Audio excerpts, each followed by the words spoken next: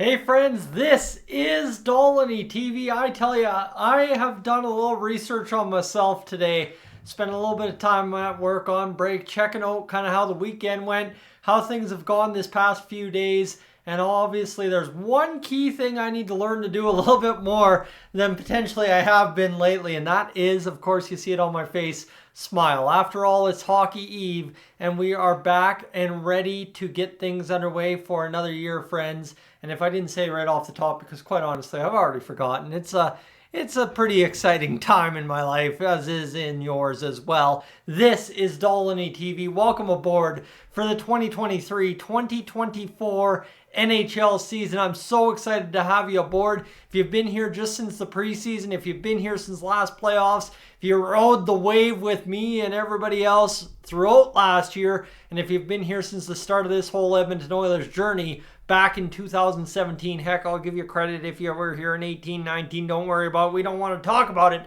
but I'll give you credit if you were here. Thank you for being aboard. Before I ask you to hit that subscribe button if you are new, I want to get right off to the number one news item of the day, friends. Beau Akey has been rewarded and relieved of a couple of problems here for the Edmonton Oilers. He has signed his 3-year entry-level contract with the Edmonton Oilers.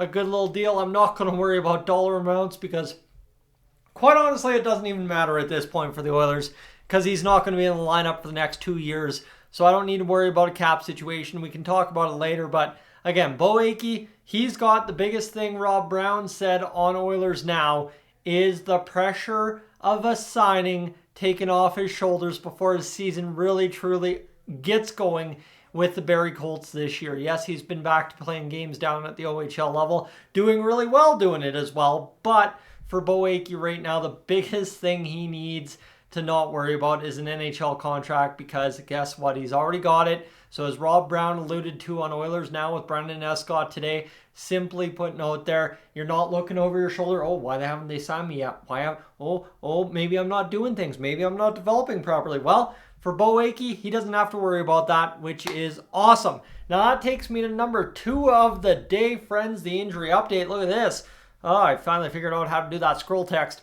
The injury update for tomorrow night's game. What I've been able to read and kind of glean from everything that's going to happen, the Oilers are likely to go 11-7 with Mattias Ekholm to play the 7th defenseman role. Maybe. Again, all of these guys in the lineup tomorrow that are injured currently that might be there tomorrow. Maybe.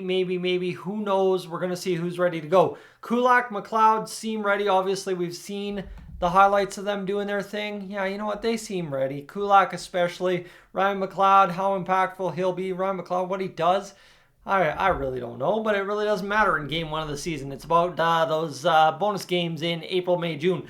McLeod, right, seems ready, but things could change. And Niemelainen still needs time. So that's where you boil it down at this point.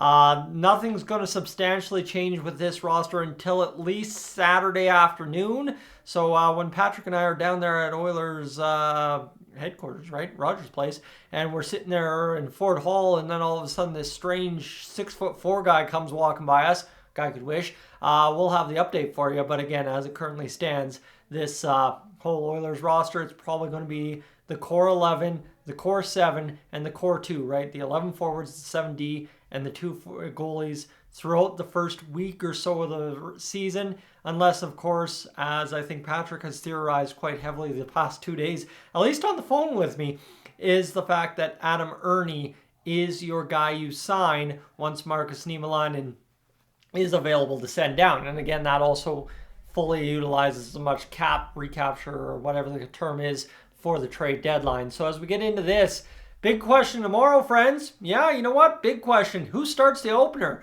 I think we've seen a little bit of stuff in favor of Stuart Skinner. We've seen a little bit of stuff in favor of Jack Campbell. Now that would beg the question, who's done what, who's done who, and what's going to go on here? And I think the big thing is for both goaltenders, neither are a bad option to open up the season for the Oilers. Obviously, Jack Campbell got the start in the opener last year, started quite a few in a row, but at the same rate too, Stuart Skinner was your man. Yeah, you know what? He's the guy you went down in the flames with in the playoffs Why wouldn't you go to him in the game 1 of the season, right? Let him play his way out of the crease. Well, let me tell you, I'm going to be honest with you. I'm taking Jack. I'm taking Soupy all day. And this is quite honestly one easy answer here. You know what? Jack Campbell absolutely was stunning in the playoffs in a time where we had no faith that he would be capable of doing that. In a time where the Oilers definitely needed a goalie to step up. He did it multiple occasions in the playoffs. And 2, you know what? He's had a pretty stellar preseason. It's not about rewarding a good preseason. It's about rewarding a good string of hockey following the end of Game 82 in the 22-23 NHL season. So I'm taking Soupy. To be honest with you, that's my man Game 1. Like I said, there's kind of been some gamesmanship there from Jay Woodcroft, open competition, kind of some weird rotations at practice today before going to Vancouver. And I'm sure tomorrow at Morning Skate, we're going to have it all kind of laid out to us. But again, right now, it's just all fun, speculative stuff, and I am so here for it. It is awesome. Like I said, I took the research time today on break to sit here and think about what can I do better on my videos, obviously, right? Yeah, scroll text, that's cool and all, but smile more. Enjoy this. Enjoy the moment, because this is potentially tomorrow the start of the Edmonton Oilers 2024 Stanley Cup Championship, all right? If I'm going to sit here and be honest with you, if that's the end-all be-all, I want to know that I enjoyed it from day one.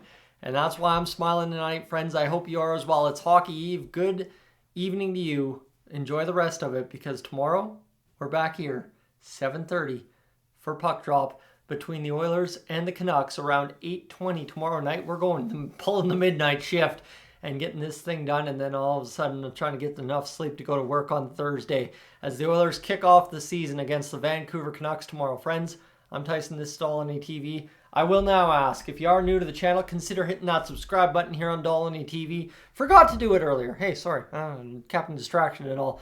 And we'll talk to you a little later on tomorrow. Thanks for being aboard.